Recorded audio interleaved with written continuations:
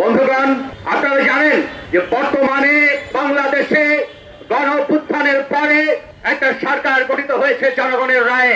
জনগণের রায়ে যে সরকার গঠিত হয়েছে তার পরিপূর্ণ অধিকার আছে তার পররাষ্ট্রনীতি কি হবে সেটা তাদের ঠিক করা।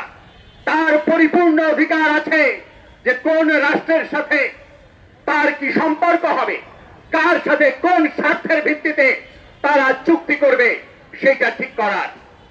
কিন্তু আমরা দেখেছি যে এই অন্তর্বর্তীকালীন সরকার তারা বিদায় নেওয়ার মাত্র 2 দিন আগে, নির্বাচনের মাত্র 2 দিন আগে তারা তড়িঘড়ি করে একটা মার্কিন যুক্তরাষ্ট্রের সাথে চুক্তি করে গিয়েছে।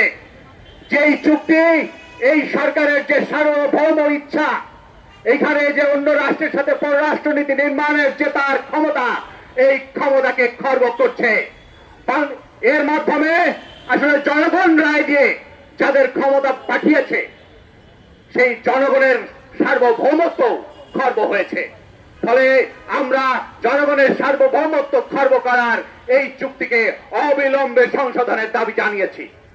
বন্ধুগণ, আপনারা জানেন যে বাংলাদেশে একটা বিরাট সময় জুড়ে এখানে ভারতীয় আধিপত্য ছিল এবং এই অন্তর্বর্তীকালীন সরকার কি করেছে, তারা বলেছে ভারতে 20% ট্যাক্স তারা ধার্য করেছে, আমরা 19% ট্যাক্স ধার্য করলাম, এর ভেতর দিয়ে আমরা জিতে গেলাম।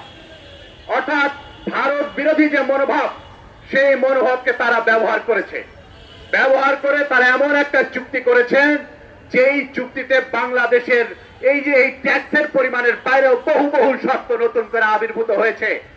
যেমন অন্য কোন রাষ্ট্রের সাথে বাংলাদেশ কৌশলগত সম্পর্ক করতে হলে মার্কিন যুক্তরাষ্ট্রের কাছে তা জানাতে হবে। কেন? আমাদের সকল তথ্য তাদের কাছে উন্মুক্ত করতে হবে। কেন?